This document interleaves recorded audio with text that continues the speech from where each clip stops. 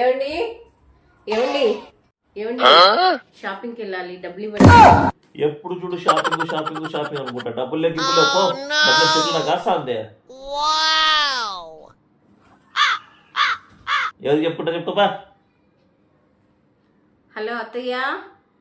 అత్తయ్య ఉన్నాడు అత్తయ్య.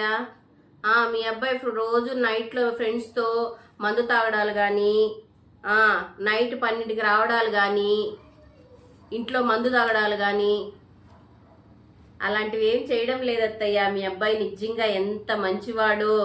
ఇలాంటి అతను దొరకడం నా అదృష్టం అత్తయ్య. సరే అత్తయ్య, ఇప్పుడు ఎలా వచ్చాయి డబ్బులు?